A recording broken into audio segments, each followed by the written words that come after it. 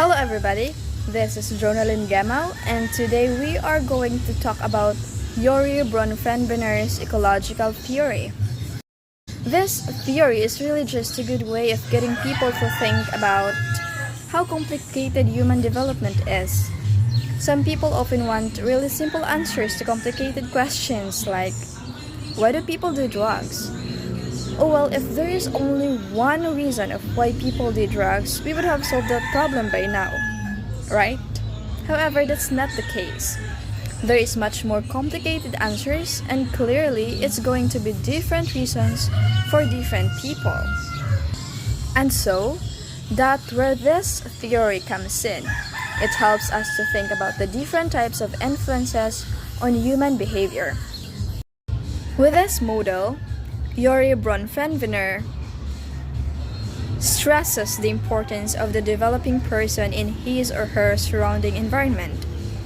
He defines the phrase ecology of human development as the study of the progressive mutual accommodation throughout the lifespan between a growing human organism and the changing immediate environment in which it lives.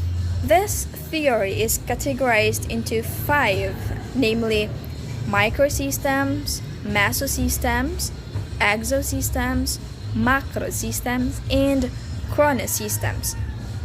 Then let's talk about Microsystem first. The Microsystem reflects the immediate setting that contains the person, keeping in mind on how our immediate setting changes throughout the day. The Macrosystem in which we find ourselves changes as well.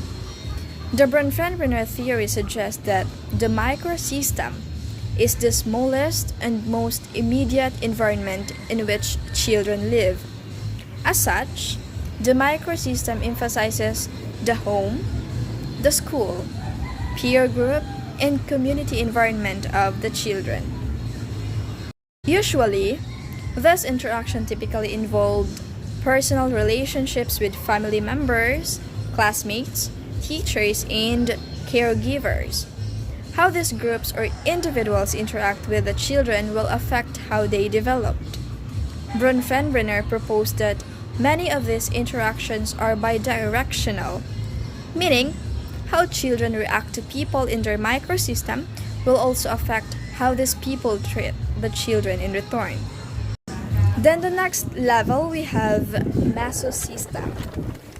The Mesosystem encompasses the interaction of the different microsystems which children find themselves in.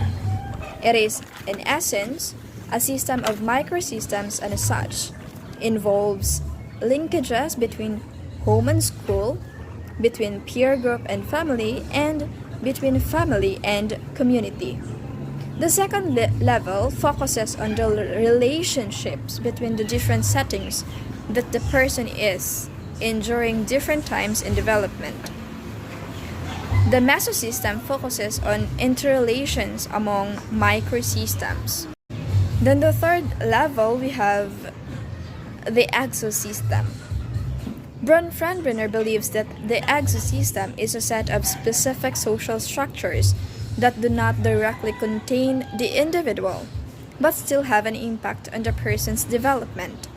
These structures influence, delimit, or even determine what goes on in the microsystem of the developing individual. The individual does not participate in these settings, but they do have a direct impact on his or her behavior. For example, an exosystem might be the doctor's office, the teacher's lounge, or grandma's house. These are all the places with an indirect impact on the person's development. Then the fourth level of Bronfenbrenner's ecological theory is the Macrosystem.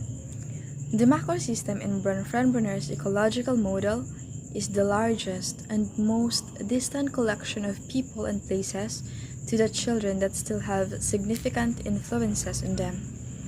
This ecological system is composed of the children's cultural patterns and values, specifically their dominant beliefs and ideas, as well as political and economic systems.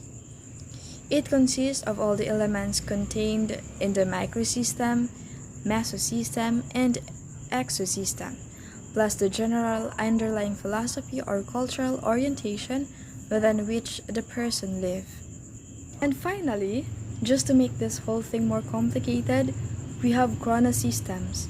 Chronosystems has to do with role of time. Part of this relates to do when events occur in a person's life. For example, we can talk about how people are typically affected by becoming a parent, but the effects are very different if someone becomes a parent for the first time at the age of 16, 26, or even 36. The other element of chronosystem is the larger socio-historical context. So for example, somebody who is in their 40s today might have different views about money and different spending habits compared to what today's 20 years old will do when they are in their 40s. That's going to be because of changes in general cost of living. So, I really hope that this given you a better understanding about Bronfenbrenner's ecological theory. So once again, this is Jonalyn Gemau. I hope you have a great day.